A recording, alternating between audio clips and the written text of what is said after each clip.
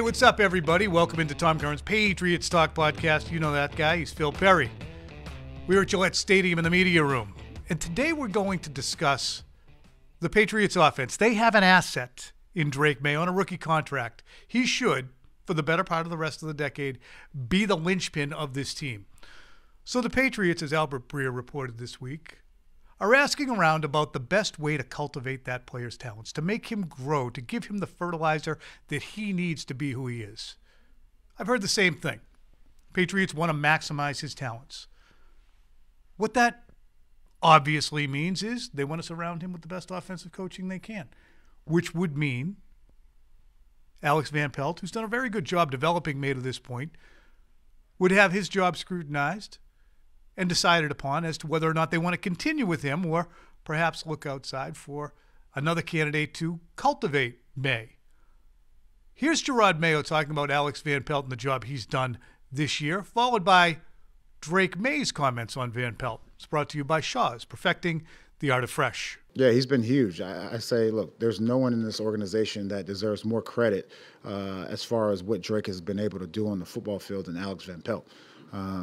When we interviewed Alex, I would say when we interviewed all of the coaches that are here, one of the prerequisites or requirements was a guy who is level-headed and a guy who believes in working together and a guy who, doesn't get too high, doesn't get too low, and that's Alex, and I appreciate that. Yeah, it's been huge. I think he's just a confidence booster for a quarterback. You love playing for an offensive quarterback like AVP.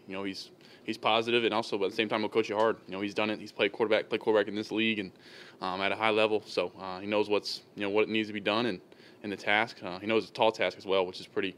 Him and TC both kind of the quarterback minds and Coach McAdoo. So those three all know it's like how hard it is to play quarterback in this league and give a lot of leeway, but at the same time know what's needs to be done. All right, Phil, on one hand, we are in the awkward position of speculating on an individual's job and future, but on the other hand, too, it's a rebuilding NFL football team. Alex Van Pelt was not the first choice of the Patriots, and I will again reiterate, one of the shining examples of progress on this team right now has been the cultivation of Drake Maye from the time he was drafted until now. Would it be counterproductive to move on from Alex Van Pelt and give a new offense, a new set of eyes, and a new set of marching orders to him? I think it could be.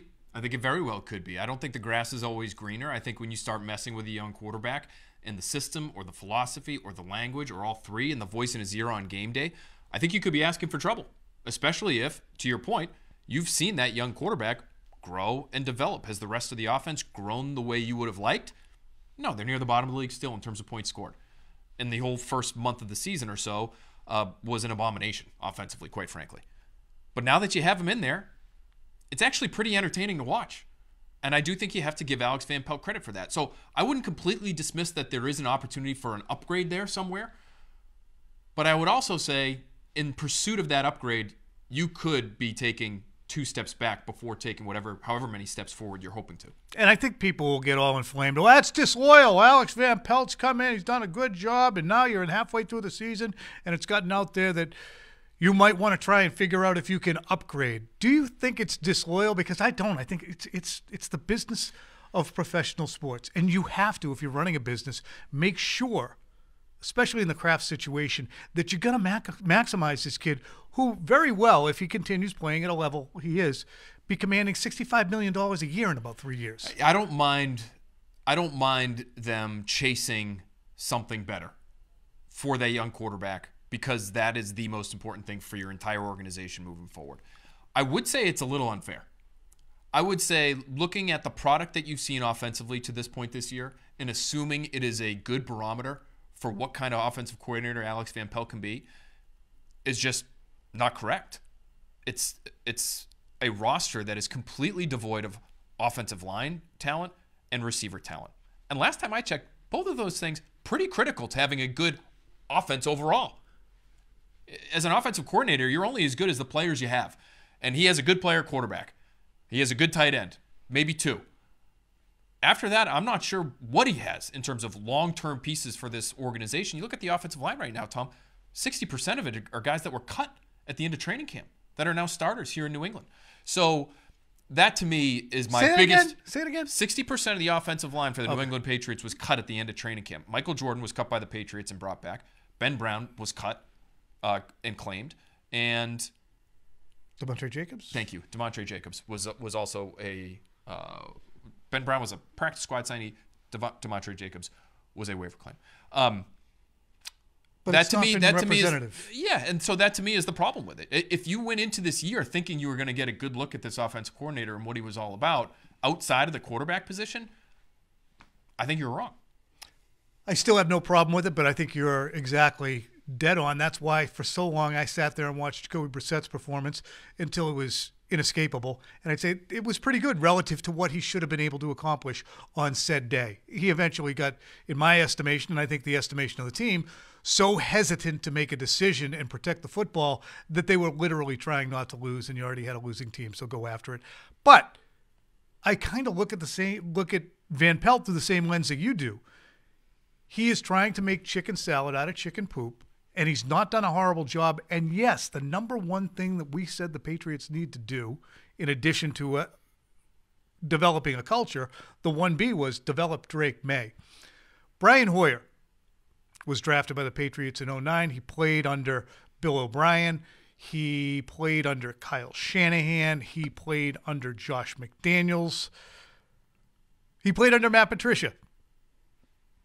We asked Brian Hoyer earlier this week on the Patriots Talk podcast whether or not he thought it would be counterproductive for the Patriots to kick tires on guys like Brian Daboll if he's let loose by the New York Giants, or Josh McDaniels, who currently is not working, and tested the waters with those guys as to whether or not they'd be interested or had a plan to come here and work with May, and that would be an upgrade. Here's what Hoyer had to say. I think AVP's done a great job with what he's been afforded when it comes to the players, understanding who's good at what. I think they've done a tremendous job of involving the tight ends, because the tight ends have become two of the most reliable guys in the pass game. And then last week with the running game, I think there's always this thing where you're trying to figure out who you are. And this is really AVP's first time calling plays. So I would say it's gotten better as the year has gone on, a better feel for what those guys do, a better feel for what Drake does really well. And so there's, you could say that, but then it's like, okay, you bring somebody else in. Drake has a year under his belt, but now he's starting from ground zero. I think the one thing that I always compared during my career was the Patriots system was in place for so long. And when you have that, you get to work on things that other teams who are just installing their foundation don't get to work on. You get to work on situational play in the offseason. I mean, our practices in OTAs, we were going over stuff that other teams may not get to till year 3 or 4 when they've become established. So you have to weigh that too. Like if Drake has an ownership over the system, the play calls, all of those things, how much better could it be in his second year? How much better is it in all of those guys' second year under that same system, as opposed to, okay, Restart. Restart. So it's all of those things you have to weigh when it comes to that decision. Phil, what is the vision for Drake May specifically that would be different than the vision that Alex Van Pelt is implementing right now? Or have we even seen Alex Van Pelt's true vision for Drake May? Because to me, he's done so much foundational work in trying to put basics in for this team. And against Chicago for the first time, we saw some wrinkles that were able to dovetail May's strengths and the strengths of that West Coast offense. Yeah, I think this past week was a good example of what they've been shooting for, because they were finally able to run the ball. Before that, your offense and everything that it is sort of founded upon is the ability to run the football. And when you can't do that, and you can't effectively run play action because of that, then this quarterback-friendly offense, which is designed to take advantage of somebody like Drake May's skills, which are throw on the move, strong arm, can throw off platform, can roll out, can be a threat even with his own legs. All of that is taken away because you have a complete inability, in large part because of the deficiencies on the offensive line, to do anything successful on first and second down. So the fact that we've seen the progress we've seen, to me, it's made even more impressive by the fact that they haven't been able to do the one thing they have been hoping to do since training camp started, which is run the football. So that to me is what should get better next year, no question, and you should see Drake May take leaps forward based on that. Unless they change. Unless they change coordinators. And that to me would be really interesting because you could go with somebody like Brian Daboll. That would be a different offense. Josh McDaniels would be a different offense. You unless it's somebody from this Shanahan McVay type of tree, you're changing language. It's a whole relearning process that the entire offense would have to go through, not just Drake May. And I wonder, Tom, too, is it part of Alex Van Pelt's appeal, the fact that he sort of is where he is in his career? And he doesn't strike me as somebody who is necessarily pushing for that head coaching gig. I'm sure he probably would love to do it. Somewhere deep down inside, he has that same dream that all coaches have. But what I would worry about, quite frankly, if you did bring a Daboll in, for instance, this guy's still a head coach somewhere else, so this is very theoretical. Is he gone in 2 years? And now Drake May's relearning another offense, and now it's 3 offenses in 4 years?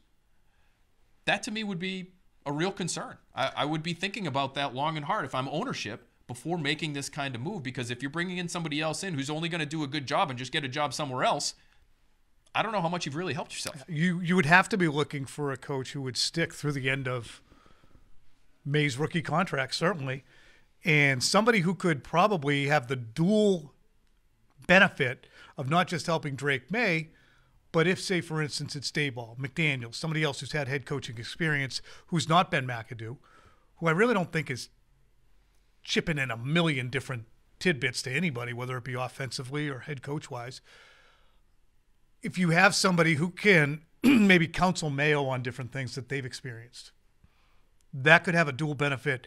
You're running the offense, you're developing May, you're a sounding board for Mayo, etc. One thing that's interesting is this week the Patriots play the Rams, and the Rams are kind of the gold standard for offensive coaching, and that all flows from Sean McVay.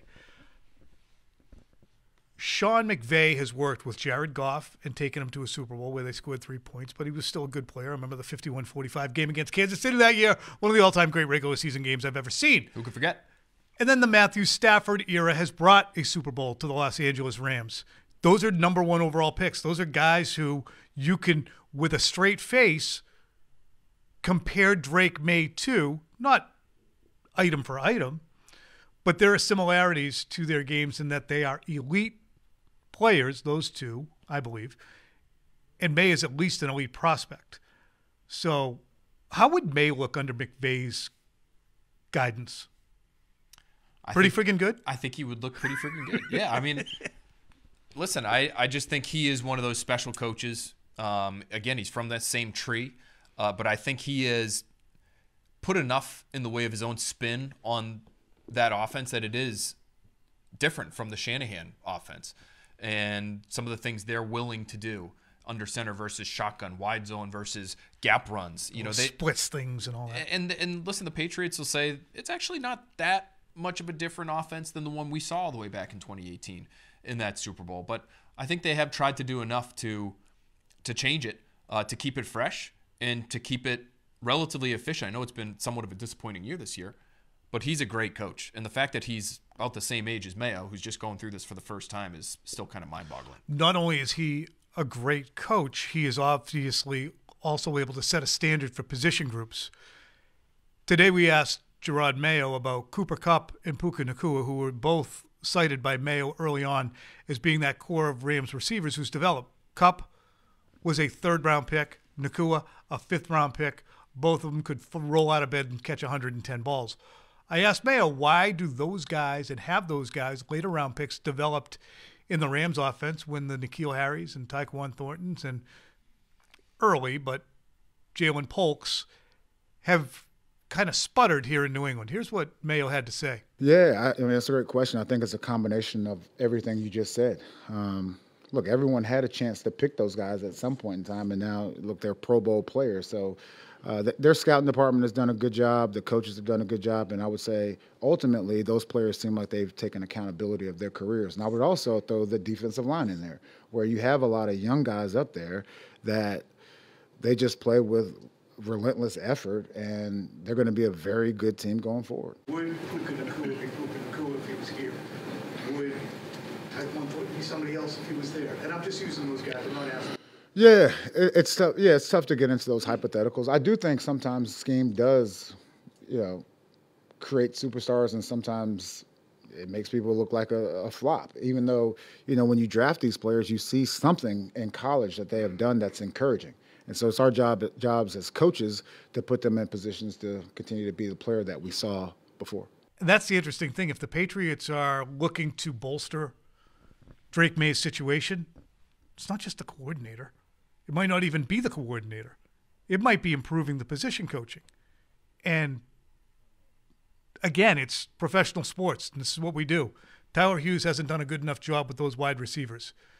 It's a developing situation, perhaps, and Tyquan Underwood. They're just not a good group. And you need to get the most out of those positions in 2024's NFL. Yeah, and I wonder how much, just going back to ownership calling around to see how they can maximize their quarterback, how much of it is them asking about receivers coaches and what they should be teaching? How much of it is talking to scouts or front office people and type of player that they need at receiver that they should be looking for in the draft? Is it a big guy with huge catch radius, or is it a smaller, faster guy? Or do we trade? Or do we try and find somebody via trade? So those are all they're all good questions. They're all, I don't know how you answer them. I don't know who they would really even trust to have good answers to those questions, but maybe they can poll enough people. They've been in the league a long time now, Tom. Maybe they can poll enough folks with offensive minds that they feel like they have a pretty good grip on things by the end of it, but they have their own people too. You know what I mean? Like, how much are they submarining their own head coach and their own general manager, Elliot Wolf, by doing their own research? Put it that way. It's a great question. It's a really good question because, once Albert talked about it earlier this week and was drilled down a little bit by Michael Felger, and, now we speculate about it and talk about it with Brian Hoyer, it's now going to be an ongoing conversation. Now, I would imagine there's a decent chance that it can be put to bed if May's performance continues to ascend, but you still have a situation with Jerod Mayo, who in his first year has had a lot of fits and starts. Do you want to create a better network around him? This is not a finished Patriots product. I don't blame ownership for kicking tires and trying to find out what's out there, but you are, if it gets into the public sphere, courting, am I going to be back here next year or not? And how about from a head coaching level? Just thinking about it even further now, you bring in a Daboll or a McDaniels or somebody who does have head coaching experience. Yes, while on the one hand they could be a good sounding board for that guy. If the Patriots start 2-7 next season, is all of a sudden the conversation around Mayo? Well, they just hired this guy to be, to run the offense, and it's clear ownership likes him, and the head coach isn't getting things done, and so they're going to have a ready-made replacement for the guy in his second year. Is that something you want to be inviting, fair or not? I'm just telling you what the story would be. Oh, no doubt. In that situation. Of course it would be that, and that's why, any individual coming in, if they've replaced Alex Van Pelt, the counter would be, I would imagine, well, if I'm doing my job, Jerod would be more than safe. That's what I'm supposed to be doing, is creating an offense. And if I'm not doing that, then it's not good for anybody on that boat. The Patriots are seeking their second consecutive win. Jerod Mayo talked about that a little bit on Wednesday, discussing we'd really like to try and win 2 in a row. Jerod, what's the challenge? As a player, you did it many, many times. It sounds kind of simple, but getting your team to repeat and win back-to-back games, which you haven't been able to do. Yeah, it's just a sense of urgency. And I think, part of that has to do with turning the page. And I would also say it's the same thing during the game where it doesn't matter what the score is at halftime. Like when we come out in the second half, it's 0-0. And that mentality hopefully will get us going. Look, I just try to give them, look, if we hit these targets offensively, defensively, and special teams, in conjunction with the coaches, if we hit these targets, it gives us a good chance to win the game. Now, will it be 9 out of 9 targets hit? Probably not. But if we can hit 7 or 8 out of 9, we have a good chance. All right, they want to get a couple of wins together, Phil. In the pursuit of doing that, Mayo was giddy when he thought the prospect of having the same exact offensive line out there this week was in the offing. Additionally, news, Christian Barmore may begin practicing this week as well. So all those things dovetailing. Can the Patriots shock the world against the Los Angeles Rams? I mean, I think they could after the game the Rams just played against the Dolphins, who haven't been world beaters this year. They've got a short week. They're going West Coast to East Coast. To me, it's not a bad spot for the Patriots to be at home. to be feeling good after a win where you were able to check those boxes that you thought would be a part of your identity when the season began. Run the ball, stop the run. If they can do those things against LA, I really do feel like there's a chance. There's a chance. Will I pick them to win? I don't know if I'll pick them to win, Tom, but this certainly should be a game. Rams can't run the ball. They stink at running the ball, 31st in the NFL, and they're really lagging in yards per play offensively overall. And Nacua and Cooper Kupp, who's been injured for a while, those guys have not played at the same level as the Rams are accustomed to. Meanwhile, there are days when I would say that Matthew Stafford might be one of the 20 best quarterbacks of all time. There's other days when I say he's probably around 277 all time. And kind of looked like that Monday. It is weird, isn't it? Because just a couple of weeks ago, in that game against the Seahawks, at the end of that game, I mean, he made some remarkable throws, including the throw to win it in overtime. Down the field, just perfectly placed. The guy's arm talent is off the charts. One of the best arms I've ever seen. And tough as hell. And so, like, you start there with those two things, and you're going to have an unbelievable career, which he's had. But I do understand what you're saying, because it does feel a little erratic week to week in terms of which guy's going to show up. Yeah, I like Stafford kind of as a comp for Drake May in some ways. The toughness factor, the going to a bad team factor, weathering the storm as he did for Detroit for so long. The arm, but Stafford's arm is better. The first time I saw Stafford throw the football at Georgia, just walking past the TV on a Saturday and see Georgia red, and I see it. I'm like, who the hell is that? You can spin it. You know who else I said that about a few years ago? Matt Castle. Zach Wilson. Zach Wilson. I said, holy crap, this BYU kid, he's like 104 pounds, but he really has a nice arm. And we all know how well it's turned out for Zach. Meanwhile, we have more for you with Chris Long. Yeah, that's right, Chris Long, former Patriot. He's the host of the Green Light Podcast. He is up next.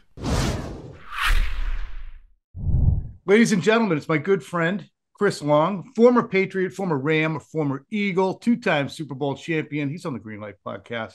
And it's always so great to have him in because he can give you intel and he can give it to you in a way that is unique. So, Chris, give me this intel. And first, hi. Hey, what's up, man? See, I try to get people in and out. So No, you're the man. You're the man. You're a real pro. Shane Waldron was relieved of duty as the offensive coordinator with the Bears. And Keenan Allen said this afterwards. He said, I would say just probably he was too nice of a guy. I think during OTA's training camp, he kind of, my mic's way over here, he kind of fell into a trap of letting things go, not holding people accountable. Obviously, those things lead to a slippery slope. So we're watching that. And in that context, Chris, you got Gerard Mayo for us locally came in and said, well, I'm going to do it a little different here. I'm going to have a different culture. And Elliot Wolf said, yeah, we're not going to be so hard-assy anymore. We're going to change the way we do things a little bit. And I wonder in 2024, what's the best way to do it? I mean, if you're too nice, you're out. If you're too mean, you're mean. Yeah. No, honestly, and I hadn't, I'm not in the building in Chicago, so obviously I just see lack of execution, as we all do. I think we're having a totally different conversation if they had taken care of the offensive line personnel-wise a little bit better, as you guys saw this past weekend. But you can't be too nice. You can't be too nice, not with a rookie quarterback in the building. I think that reflects, unfortunately, a general sense of like, oh, yeah, we got Caleb Williams. We got it solved now. We have DJ Moore. We have Rome Odunze, who people are putting in the Hall of Fame before you even draft him because he's going with Caleb Williams. And then you got Keenan Allen as well. So how could you not win every game? How could you not score 30 points a game? It is hard to bring a rookie quarterback along. Everybody has to be on the same page, and the details matter. And if that's the case and you have this veteran player who didn't walk around like he was disgruntled, as far as what I saw, not like DJ Moore, who seemed to be a little bit more expressive. I will listen to what he has to say. And if that's what he's saying, then that's what it is.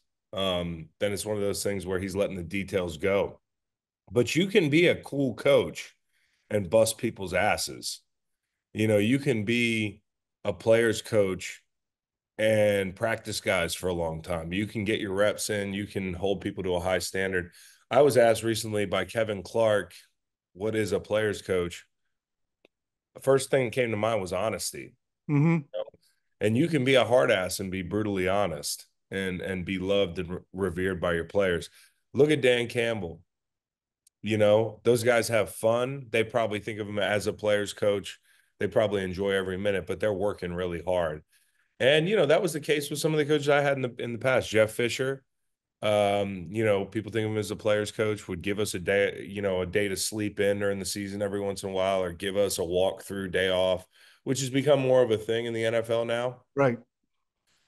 But he would bust our ass in camp, and when we were out there, we'd compete our butts off because he kind of created an environment where it was going to be physical, it was going to be fast, and it was going to be, high effort. And same thing with Doug Peterson. I got done with that camp coming out of New England, and I was like, man, this was just as hard as Bill's camp.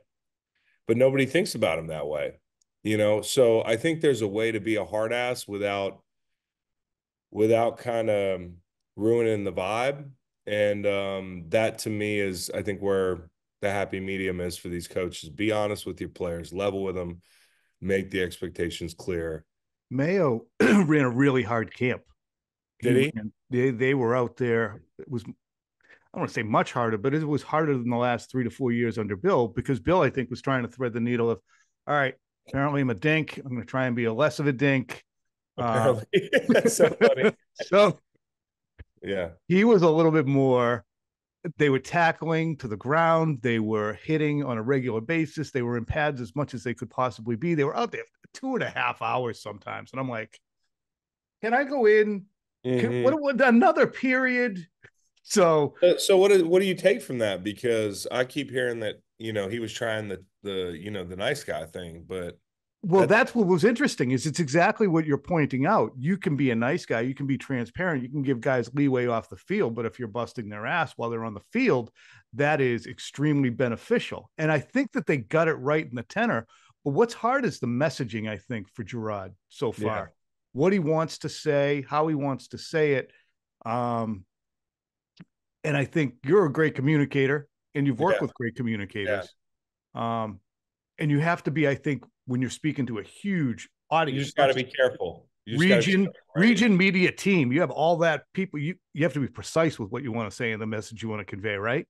And that's it. I mean, like if I was Gerard, maybe the one he wants back is, and let me call him Coach Mayo now. My dude. Your dude. Draft class of 08. I'm sitting here. I got 4 fantasy football leagues. He's a head coach in the NFL. What's going on? What did I do wrong? So would you want to? Hell no. Okay, right. See, so maybe what am I doing right? Exactly. But I'm rooting for Gerard. Great guy. He was a great player, and I think he's socially intelligent. I really do. I think that's one of the most key components of being a head coach is being socially intelligent. Bill's socially intelligent in his own way now. Mm-hmm. I'm working with him over at Inside the NFL. I love every day. I mean, he really makes my day coming into work with Bill, listening to what he has to say in the production meeting, watching him make jokes, laugh at things. Like, when I was a player, I knew he was fun. I knew he was more fun than he let on to be. Sure. But now I get to see him in the meetings, and it's a lot of fun. So I guess the point I'm making is Gerard's personality is a real positive. I think he's a real smart cat. I just think he got up there that one day, and instead of saying, hey, we're a soft team right now, like we're playing like a soft team, that's the key qualifier, right? You always want to put that in there. I'm not saying you are, but you're being. And we've all experienced that in our marriages. Well, that's unfortunately, I noticed being silly. Oh, I'm silly now. No, you're being silly. No, I'm not saying you're silly. I'm not saying you're unserious. You're being unserious. But I think that would have been the out for him, but instead words matter. And, players take things personally, but maybe that's what he wanted. And they didn't take it personally. There you go, because they love him probably. And that's the interesting thing is I had Jason McCourty on last week, and he said, look, if these guys really like playing for Gerard, like they said they did when I was there in the summer, they should shut the hell up. Because, you get KJ Osborne, you got guys who are complaining, mostly wide receivers. Why are wide receivers so batshit crazy? I don't know, man. I have a theory. Can you listen to this theory? Yeah, sure. Because it's the most interdependent position on the field. You can't do anything if the quarterback doesn't get you the ball. And if the quarterback doesn't get the blocking, he's not going to get you the ball. And if the offensive coordinator doesn't call a throw your direction, you're not going to get the ball. So they're just out there going, everything has to go right for me. And if it doesn't, who's going to notice? You know what? That's so true. That's so true. I mean, yeah, no, and it's the maddening effects of like constantly waiting for the ball to get thrown to you, or like being Calvin Ridley in Tennessee. Right. Like I had heard one game, they were like, hey, they targeted him 12 times. I went and watched the tape. I'm like, maybe one of those is a target, like technically speaking. Like launched in his direction. General area. So, and I can relate as a rusher. Oh, if the coverage isn't right and if you don't have a lead and teams aren't throwing the ball, you can feel crazy. Not wide receiver crazy, but yeah. But at least you get to take out your frustration. At least you're in hand-to-hand combat for 4 seconds. Yeah, exactly. These guys are just running down the field, and by the time they finish their route, they look back and it's just a mess of bodies back where the quarterback was supposed to be. That's why DJ Moore is upset. I mean, I can't tell you if he's more upset with the quarterback or the coordinator. We'll see now, but I think cultures, to bring it back to your question, I think culture is one of the most underrated things that a coach can bring. And, some people are saying, of course that's important, but they don't hire like that generally. Like, I think the culture coach is in vogue right now.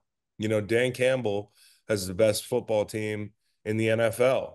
And, Jim Harbaugh is back, and you can see what he does the minute he walks into a building. Mike Tomlin is a culture guy. Nick Sirianni, if I could include him, because he's been to the Super Bowl, even though he doesn't call a damn play, something with the culture is working right there. Mike McDaniel even. And I mean, they're taking on water, but there's a certain culture that he is infused there. I know, but you think about McDaniel, I'm saying to counter these West Coast derivative boy wonders, like that was the wave. Like, oh, okay, I see what you're saying. Now we've got the meatheads. Now we've got the intelligent meathead, which I'm pulling for these guys, because I do think football coaching is more than just, having. I don't want to say having a pencil in your ear, because that means I'm talking about Matty P. I'm not talking about Matty P, but I'm saying like being that whiz. You know what I'm saying? And by the way, I see Matty P every week too. I see Matty P at work. Do you really? Yeah, it's awesome. It's like a little reunion. So, but no, I think the culture thing's important. I think the culture coaches are coming back, man, because the intangible effect of a coach that can really make you want to play for him, and I know this from experience, is somehow something. You think you think you're playing 100%, that you're a professional, you should be, but there are coaches who can bring out that extra 10%. What about the quarterback? Obviously you played for that snippet of time. Yeah. It's been a friggin' blast. Yeah. With Tom. Yeah, it was awesome. What about playing for the quarterback as well, even if you're on the defensive line? Ted Johnson said a couple of weeks ago on a post-game show after Drake May had played really well that playing with Tom Brady made him play better at linebacker, because if you're down 10 in the fourth quarter, you're like, I can't make a mistake here because we still have a chance because we have Tom. I'm not mentally in the car already driving to my post-game meal, because if we just hold up, we can get there. Well, I can tell you from being on the other side of it, not being able to get used to which quarterback I was playing for, over an 8-year span in St. Louis. I mean, Bradford played for a while, but injuries, and I had 12 to 15 quarterbacks that I played on the other side. So I'm not trying familiar. to think of all of them. Oh, Mark Bulger. Oh, yeah. Kellen Clemens, Keith Null.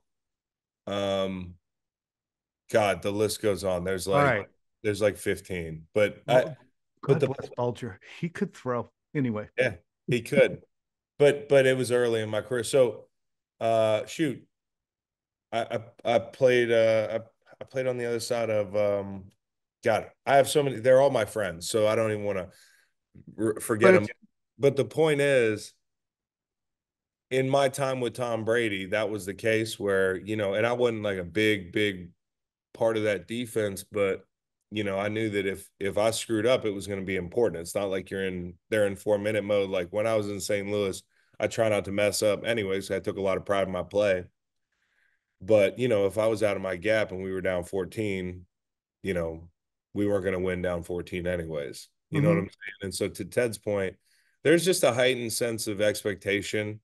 And I think more than anything, like playing for a quarterback, is you don't want to disappoint a Tom Brady. The last guy I wanted to disappoint was Bill, but right up there was Tom. Because of all the work he'd put in a particular building and the standard for excellence that exists on the offensive side of the ball. As a defense, you kind of feel like you have to match that. And the nice thing is we had our own quarterback in Dante Hightower, in my opinion, who I think is going to be a head coach in the NFL one day. That's awesome. I Yeah. mean, it's that support system around Mayo too that's really hard for him to, I think, have the complete success that he's going to this year, because Van Pelt's been very, very, very good, I think. Surrounding, he's not to get ageist, but I'm 57 as of the other day. And I think that Happy there's, birthday. hey, buddy, Yeah. yours is around this time of year too, isn't it? For some reason, why would I remember that? No, I'm a March baby. Who's a March baby? You don't get a lot of March babies. March 28th, man. All right. Actually, my dad was March 30th. See this is the shit that happens at 57. Next thing you know, you're thinking of your dad's birthday in your middle. Oh, it happens at 39, bro. I don't know if you remember that. Maybe it was all the goal line tackle I did in New England. Had to be. But you look at the support system around Mayo, and it's good that he's got Van Pelt. I think you could have had one of these in vogue younger coordinators with a pencil behind his ear. Instead, you have a 52-year-old who's seen some stuff, who was a quarterback in the league, who probably doesn't aspire, maybe aspires to be a head coach, but he seems quite comfortable in his own skin. And he stood at the front of a million rooms, whether it be as a player or a coordinator. So I think it's good for Mayo. But other than that, there's a lot of first-year, first-time guys around him. And I think that's been hard for him. It's like in the inverse of like when Zach Taylor got the job in Cincinnati. I mean, having Lou Anarumo on the other side, I think having a senior coach in your building, if you're a younger coach, is huge. And I would always have a former head coach in the building, especially if I have, like, for instance, Nick Sirianni and Vic Fangio, who actually worn the headset and can help you with some of the. I would imagine being a head coach, the hardest decisions are the ones you didn't even realize you had to make before you take the job. And so having a guy in the building that can kind of. Now, Van Pelt, like, I think it's just his experience, right? And he's seen a lot. And they got Ben McAdoo in there too with him. And McAdoo's coached. So I think these are like the moves nobody talks about when you put a staff together, but I think that's pretty good. And just overall, like, I saw a lot of people kind of dumping on Gerard, especially after that comment. And like, listen, is he young? Did this kind of come out of nowhere? Yeah. But there have been a few coaches who really worked out that we didn't see coming. And I think when you look, not from a gambler's perspective, their win total was what, 4.5? So they've got a real shot to exceed that. They're tracking. Not to oversimplify things, but I think they've shown a lot of growth and resilience, especially since being called soft. That's crazy too. So they could have gone either way. I'm really hopeful that Mayo gets to kind of finish this season out and show growth so that people can kind of get off his back, because I hope to see him coaching there for a while. You're sitting there with Bill on a regular basis, obviously close with Gerard as a former player, as him having been a coach in 18. Was he a coach in 18 with you? I don't think he was. No, he wasn't. No. He was still working with me at Quick Slants. But I'd see him time to time. Does Bill feel done wrong? Do you think Bill will be back in coaching? What's Bill's? I don't know if I feel like he doesn't seem done wrong. Like, he seems to be having a good time. Like Because we parse everything he says yeah. to see if he's pissing on the Patriots. I mean, listen, you know, I think that was going to end eventually, right? And like what a run. Everybody always focuses on, and I was only there for a year of it, so I don't have a PhD in Bill, but I a lot of people talk about the first thing they say is it was the breakup, you know, it was the Brady versus him thing, it's the Kraft versus him thing. It's what a what an ugly way for it to. They were married for decades. Like to me, in the NFL, for a marriage to last that long, I don't care how it ends. You should be celebrating that it did and that it lasted that long. And I think it's a testament to that organization and to Bill and to Robert and to Tom. And it's really hard to stay on the same page for that long. Like the older you get, the more you're like, I want to do my thing. I know. Like I want to do what I want to do. And I don't and I'm not even the best at what I do. If I were Bill or Tom or Robert Kraft, the room for collaboration would be like this. If I were 70 years old and I was the best coach of all time, I would be so stuck in my damn ways. So I totally get that, like, eventually there are incompatibilities and that's life. But I'll say this.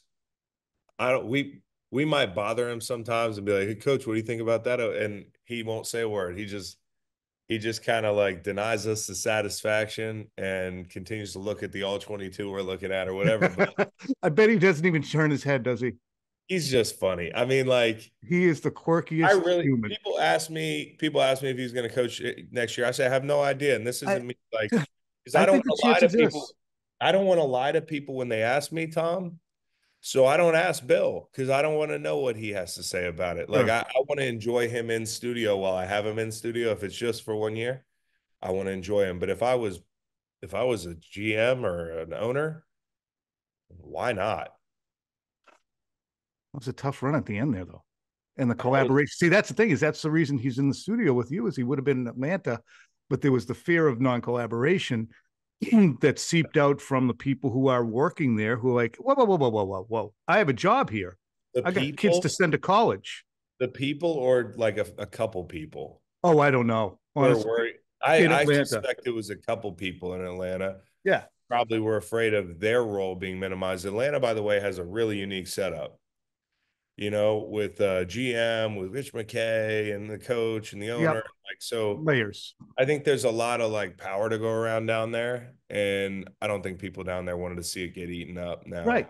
But that doesn't mean that every team's not going to want Bill. Like, I mean, I look at Philadelphia, and I do not want to speculate on your. yeah. Sure, I do. Well, I care. But between Howie Roseman and Jeffrey Lurie, if anything ever went sideways, and it seems like the Eagles have certainly righted the ship. Yes. Yeah. There was a time where Philly, the Giants, the Jaguars, the Giants, it would be awesome. I mean, not for the Eagles, but you know, like, hey, if Nick Sirianni fell into the Schuylkill River and never came out, total hypothetical. I hope. Yeah, I would. Yeah, he's gonna be okay. So do all the Siriannis. I hope he's okay because I actually like Nick. But like people were talking about letting him go. Like a hypothetical, if Philly had a vacancy. Come on, come on. You think Howie Roseman or like some GM's not going to be like, yeah, you know what? I'll take a little bit of a back seat. So we can and Howie Roseman loves Bill, as far as I know. I mean, from what I know, I don't. Again, I don't have these conversations, so I don't have to lie to you and tell you I don't know. I really don't know. Here's one interesting thing. You were talking about the messiness of the divorce and the breakup, and after 25 years of marriage. What's interesting to me is the fact that guys had to go their separate way, irreconcilable differences. And it was as dysfunctional as we all reported on at the time. Tom wasn't psyched. Bill wasn't psyched with Tom. They were trying to figure out a way to extricate themselves. And obviously the same thing happened with ownership in Bill by the end of last year. Like we'll take Bill if we're winning, but if we're not, it's not a good time with him. I also think Bill's learned some stuff, I'm sure. Do you know how much this is wild? And I don't know, like when I retired from the NFL, I had and got a year or two off. Tom, I learned so many things about myself in those first 2 years. Really? It's like, can you name three for the hell of it? You're quick enough no, to do it's about yourself. It's an abstract kind of deal. It's like what motivates you? Who are you? What's your personality really like? What did you hate about what you were doing for 11 years? What would I have done differently? You know, like there's so many things that I would have done differently, and they're not like huge regrets, and they're not things where I wasn't being thoughtful or trying my best. It's just having a break. Literally, it's the first time you've had, and in his situation, it's the first time he's had in how many years? 50. To reflect, Literally 50, and be still for a second, and say, "Hey, this is maybe something I could do different. This is how my personality might be different if I coach again. This is, I would imagine, because as a player, I had that experience where the world stops and all of a sudden you're not like under the gun anymore. You're not waking up every morning stressed. You get some space to breathe and think and reflect. And I think for him, that'll probably mean that in a year, he'll be the same guy if he came back, but I bet you he'll change a little bit. Mm-hmm. I really do. I think he's changed as a person, probably a little bit from being. Well, think about this too. As you're talking there, from the time you were at Virginia, from before that, but by the time you knew you were a college prospect, and we're going to track that way, your values and your priorities were geared towards being the best athlete you could be, who was a member of a team, and all those things. And those priorities and values have a certain credo that you have to adhere to, I would imagine. Like who are the most important people in my life? Well, obviously my family, but my coach, my teammates, then they're kind of gone. So who do you value and prioritize after that? And you have to start to include yourself and be a little more perspective. No question. Who cares how I am as a football player? That's over. How am I as a guy? Well, how am I as a guy? And then how would I have been different as a football player if I was a different guy a little bit? You know, like, and you know, you're dealing in hypotheticals. Things went great, but you know, there are things like, hey, managing my stress, you know, like my mental health, like the way that I work through problems, the way that you know, I'm so confrontational. Why do I need to be so damn confrontational? I could have been more communicative. I could have been, you know, whatever it is. You learn a lot of lessons in football, but you can't really enjoy the fruits of your labor until you sit down somewhere for like a year, because that's when you can really reflect on it all.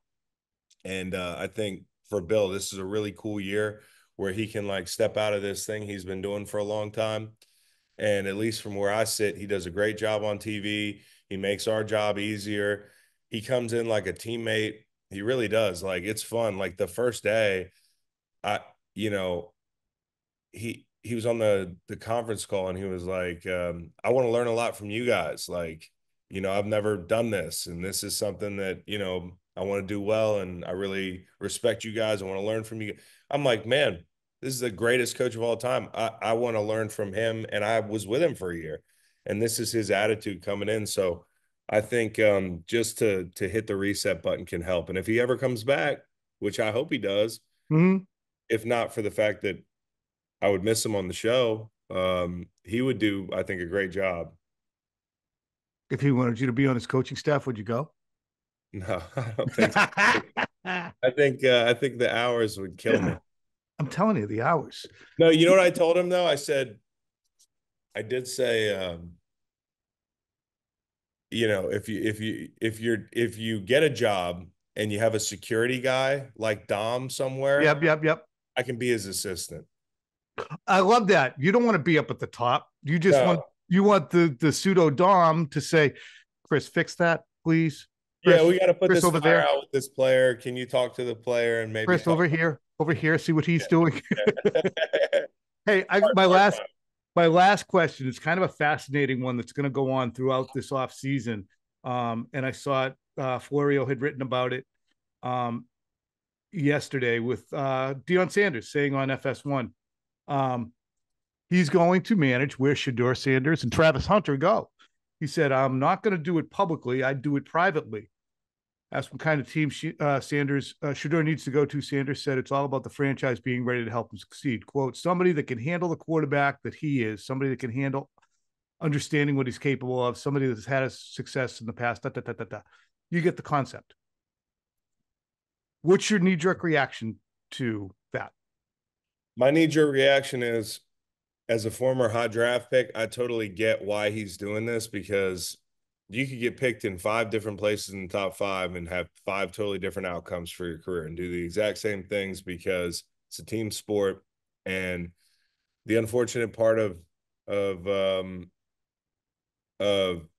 team sport is, you know, you're going to be judged on your stats, your performance, how the team plays, especially as a quarterback. You got to win games for a bad team. You know, like, I'm talking from a defensive end standpoint. Sure. I totally get where he's coming from.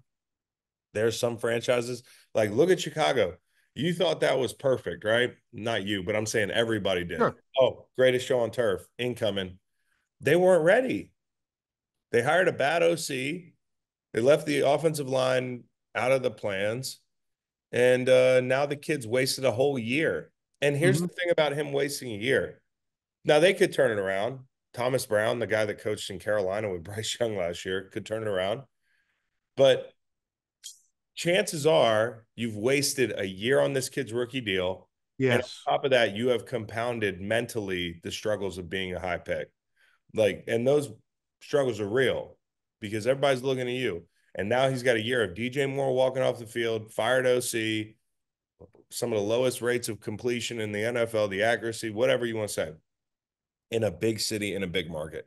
So I totally understand why somebody wants to shield their son or one of their favorite young players that they've coached, brought him from Jackson State. Like, you want to put these guys in the right positions, but I don't think you can do that. Like, I just don't. Like last year, Jaden Daniels, do you remember there was rumblings about, oh, he didn't want to go to Chicago or Commanders? Yep. And didn't want to go to New England. Didn't like the meetings. Like, they, you know, I think that's them trying to say, hey, we don't want to be here. Like, didn't like the meetings, like, yada yada. And guess what? DC said, hey, we're picking you anyways. Now, it turned out that the agent and the quarterback were wrong. I know that probably they wanted to be in Vegas with the old ball coach from Arizona State. Yep. But they were wrong. So I think, number one, it's really hard to do. The reason they were able to do it with Archie and Eli is because they were able to get Phillip Rivers out of that deal. Yeah. Like, you know, so I know you're looking back and you're probably saying, well, what about Archie and Eli? And like, just for the listeners, it's 2004. Eli Manning was the consensus #1 pick. San Diego held the first pick. Archie and Eli, or Archie said, nah, we're not going there. So they swung a deal. The Giants and I think Ernie Accorsi at the time swung a deal with the Chargers. They swapped them. Basically, it was Eli goes to New York and Phillip Rivers going to San Diego at the time. Anyway, thanks. That works out, but there's not a lot. That situation is not necessarily going to be happening with every variable here. So, you ever wish Howie intervened on your behalf? No, well, honestly, that's another thing I wish I did when I played is been more of an asshole, thrown my weight around a little bit more, not played hurt sometimes, not, you know, I was just always like, whatever the team needs. I was so paranoid about being a high pick and not being a team guy as a high pick, you know, like that sort of thing. When I really should have, in certain situations, just been like, hey, screw this. This is what everybody else is doing. You know what I mean? And that's what's fascinating is like, if that's what everyone else is doing, that becomes the barometer in the bar. That's what's hard is like, if everybody's going 85 and you're going 65, you're like, what am I, an idiot? Yeah, I need to go 85. So no, do I wish Howie had done that to the Rams? No, but maybe I wish I had gotten busted on like a public urination and fell to like 15 or something, because it was so good. Imagine the team interview. Can you explain this to us? Yeah, I don't want to go up to. I want to go Yeah. to a good team. I don't want to I go to. piss outside every bar I go to, right in the What? street. They're gonna catch me. I just don't want to fall out of the first round here. Yeah. No, because it's tough. I mean, like nobody feels bad for you because the money's great, especially back in the day. But I can tell you, I feel for those early picks because usually you're walking into a bad situation with high expectations, and you're not going to be the savior. I mean, how many guys have turned a bad franchise around? CJ Stroud. But they were already had. I would say Andrew Luck, and they had pretty good structure. Yep. And Cam Newton, Peyton. Eventually, I guess Rivers. Now that he's on the do a top stud. I looked at this last year when I was kind of on the other side of the draft Caleb Williams thing. I was kind of like, it's not such an automatic. You don't even know if you're going to get the right one. Jaden Daniels. Okay. I was a fan of the Patriots trading down, adding picks and making the situation good for him. But the interesting thing is, and I still stick by that. You can't block for the guy. Thank God he seems resilient and tough. Tough, yeah. But you look at Caleb Williams, and they made the situation what they thought was perfect for him. Yeah. Two veterans, and then you drop the kid in, and everyone's like, "You better be good because I came here for you." Right. Yeah, exactly. And it's kind of like it. Nobody feels bad for the kid, but you only get one shot to build a reputation, to build a career, and it is the variability of where you go in the draft is so high. And at the end of the day, just because you got paid a lot, you're going to support your family and that stuff's all great, but everybody's going to hate you. Like, that's the truth. Like, most people don't like those high draft picks. And, the GMs upstairs and, the coaches, they're going to give high drafted quarterbacks a bunch of chances and that sort of thing. So it kind of heightens the resentment, and people are just kind of generally like, hey, this kid. Right. So it kind of sucks for some of these young quarterbacks to walk in. So I understand where Deion's coming from, but in summation, I don't think he can do that as easily as he's making it sound, especially not for two players. No, I know. Hey, unless you really don't mind how much you piss people off, which if you're a Hall of Fame player and maybe the greatest at your position of all time, you might feel emboldened to do that. No, the kid has to do a harmless crime. You got to do a harmless crime. If, as a former high draft pick, I would have picked public urination, and you got to pick something. Maybe it's a white collar crime, something pretty minor. And you got to plummet because the top five sucks.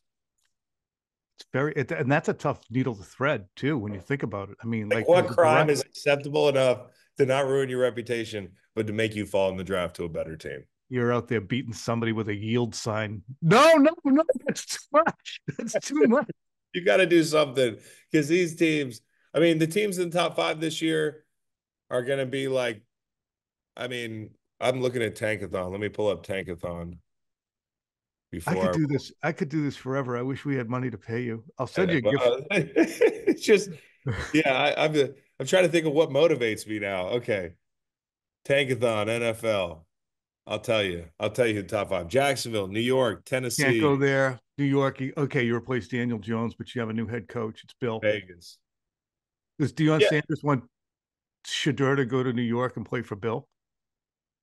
That would be interesting. Bill hates quarterbacks. You understand that, though, right? I know he doesn't like giving quarterbacks too much. Whether it's Bernie Kosar or Drew Bledsoe or eventually Tom Brady, Bill always has the roving eye.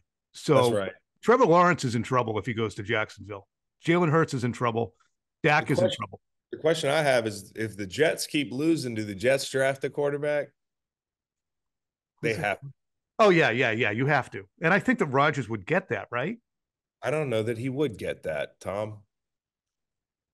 I just don't think he gets certain things. I don't think he would get that.